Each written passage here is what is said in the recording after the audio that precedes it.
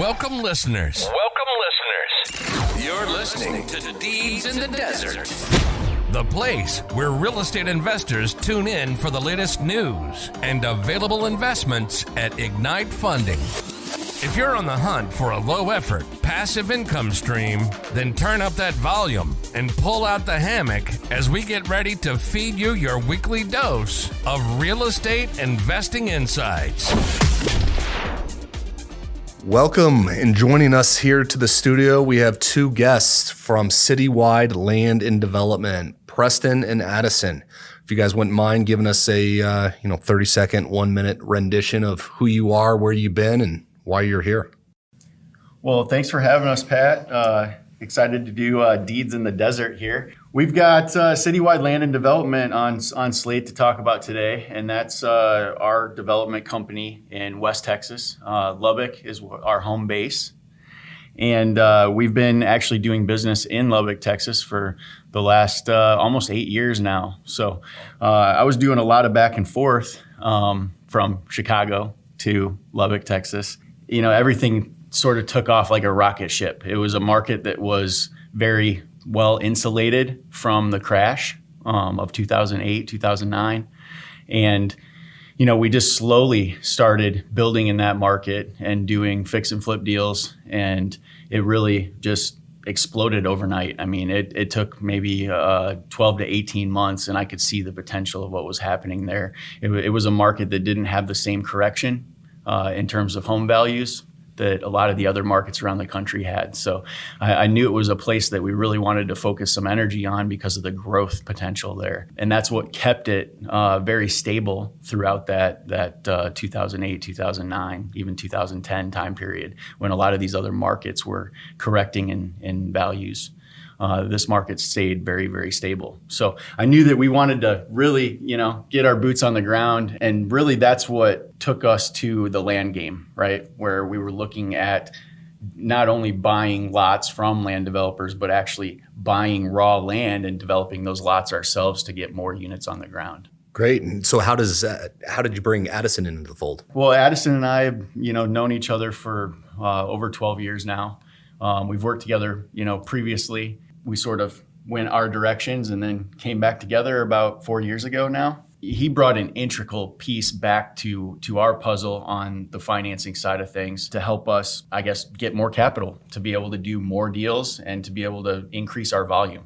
Awesome. Yeah, I've been in real estate and finance for, the last 15 years. And, Preston and I, like you mentioned, we had worked together previously. Everything we do is build for rent. So we're leasing up property, selling it to an end user or to a fund that wants to acquire in mass quantity from us, and really taking ourselves to the next level for scalability because we had such an increased demand from our current investors and future investors that we needed to offer a more suitable option for financing and to really meet the scale at which we had the demand for. Gotcha. So is that how Ignite involves into your business model? Yep, absolutely. Not only that, but also just in the professionalism that Ignite has and understanding our business makes it really easy for us. You can walk into a bank, possibly get a little bit better interest rate and term, but you're going to spend 3 to 4 months of your life explaining the deal to them over and over again. And really in our business, time is just as important as the actual return itself. And you guys provide an ease of use that's hard to replicate. Absolutely. I appreciate you saying that. In the real estate market, what markets are you guys currently in? And maybe more importantly, where do you see that evolving over the next maybe 3 to 5 years? Currently, we're in Texas. We're in Missouri, throughout both states, and certain markets that we find advantages in. As far as the long-term goal for that, before we went full on into Texas, and Preston can tell you, we're opportunists when it comes to finding growth cycles and markets that make sense for acquisition, for labor and material costs that we can pass on wholesale discounts to our investors, and once they're rented up, they make a lot of sense from a cash flow basis. So where that is going, I think you can throw a rock anywhere in Texas over the next 10 years and you're going to look at a market that's still growing. And so we're trying to identify additional markets like Missouri, Arkansas, really anywhere. I mean, we've looked in Florida. We've done deals in those markets before, and it's just about when the timing's right for us to jump back in. Gotcha. So it really just comes down to the economies of it, right? If you can rent the property for more than you can own it for, it makes sense on that side of it to have investors come in and supply that rental unit for people that are wanting and willing to rent. Right now, you said West Texas is one of the big markets, one that we're involved with you guys currently. Mm-hmm. Is there something in the kind of nearer term, next year or two, specific markets in Texas you guys are kind of poking around at? Not necessarily you have a deal in already, but something you're kind of interested in? Yeah, we're sort of staying where our bread is buttered at this point because we've already established ourselves in some great markets in Texas. So not only are we in Lubbock and know the best areas in Lubbock, we focus on Friendship School District, Cooper School District, because South Lubbock is really where the action's happening. Everything is growing South Lubbock and continues to grow. They're bringing in the new loop in South Lubbock. The infrastructure is present in Lubbock, which is beautiful, to support twice as many people as we have there in terms of population right now. And they just passed a $420 million bond in Lubbock Cooper School District to build a new high school, a new middle school, a new elementary school. And they're also partnering up and giving incentives for housing development.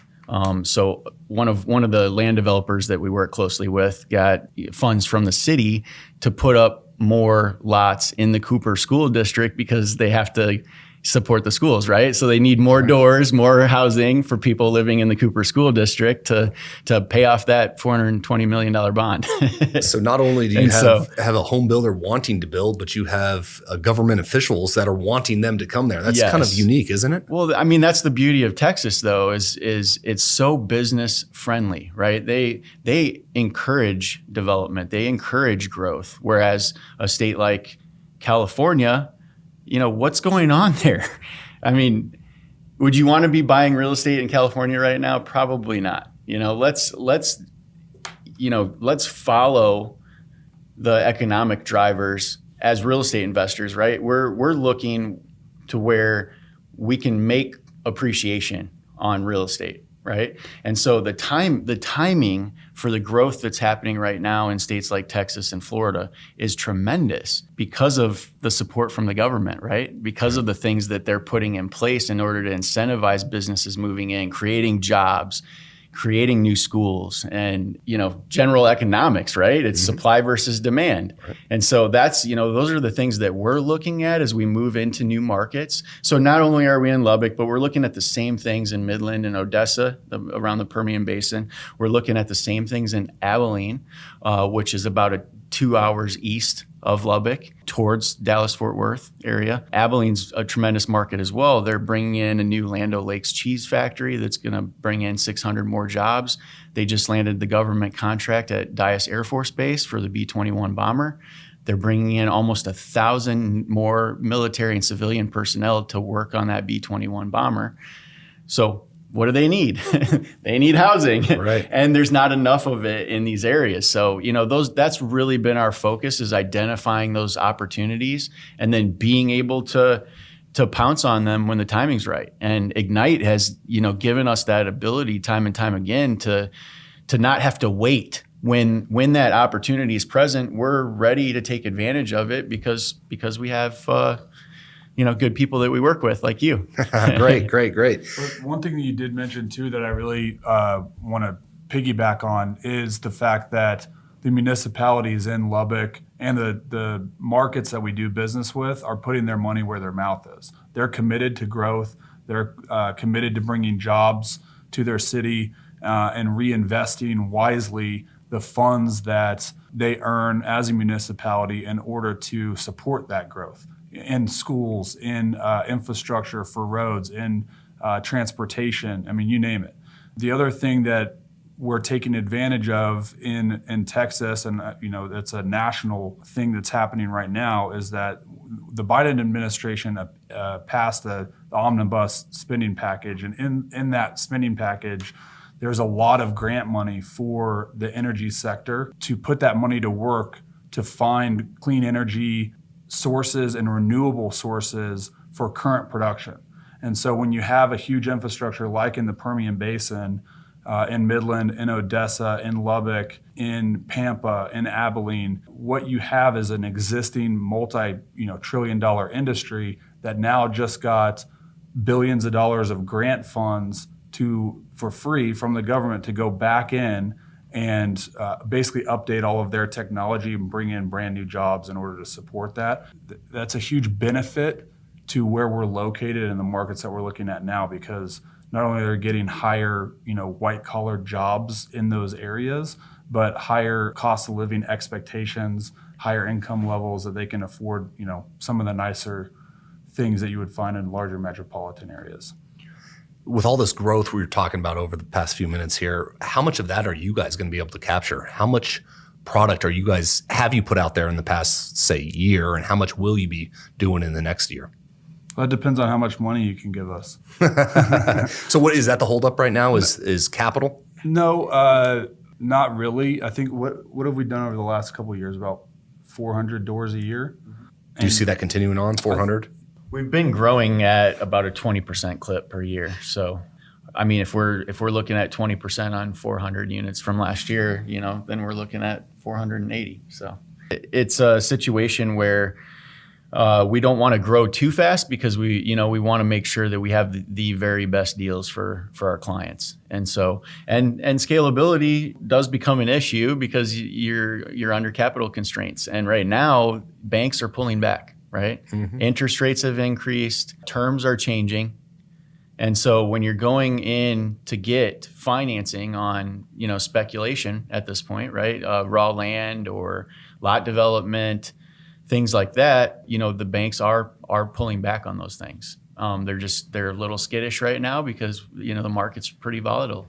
Right. And we're in an inflationary period. So I think that will handcuff us a little bit, but the great part about our relationship is that you help us, you help us weather that. Yeah, hopefully we can be that bridge for you. And, absolutely, because the demand is present. Look, our clients know that the safest place to put their dollars right now is in hard tangible assets, right? That will protect their dollars and hedge inflation. And that's the beauty of it for us right now, is that we haven't slowed down at all on the sales side. Mm-hmm. Our clients are coming back time and time again, to add property to their portfolios, and we get referrals constantly. So it's the growth is not the problem. It's making sure that we have the right deals on the ground and get out in front of that demand. That execution. Yes. Really got to be able to execute. You have the idea, the infrastructure, the plan in place, but now it's just a matter of putting that pen to paper and making it work. If you had somebody that was seeking advice from you of how to get started in real estate, what would you advise them on? What's the best way for somebody that isn't currently invested in real estate to get started? I don't have a long answer for you on that one, Pat. I guess I would just say keep grinding. It's a matter of just doing the first deal, right? It is. Just getting started. It is. The hardest one to do is your first one. Absolutely. It's hard to pull the trigger to get involved in investment. It Mm-hmm. takes on risk that you're probably not used to, but usually it's the stepping stone that gets you going. Yeah, it's almost a decade ago, but I can still remember doing my first raw land deal and actually developing lots out myself. And that made me nervous, right? It was the first time I had ever, bought raw land, went through engineering, went through the city, went through the entire process of getting those lots on the ground. And it was very rewarding in the end, but I will say it was hard to take that first step. Right? Always is. So perfect. Well, and if our clients want to hear a little bit more about you, where's the best place for them to follow you? Twitter, website, where is it? SDIRAwealth.com is our website.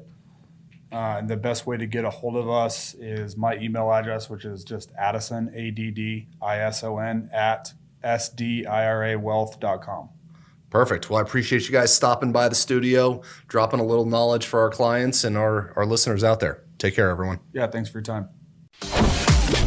Thanks for joining us this week on Deeds in the Desert, where short-term investments meet long-term investors. We hope you enjoyed the content so much that you share it with all your friends. Who doesn't like learning about passive fixed income, right? Still hungry for more education? Visit our website at ignitefunding.com. Or if you're ready to take the leap and start investing, give us a call at 702-761-0000 and schedule a free investor consultation.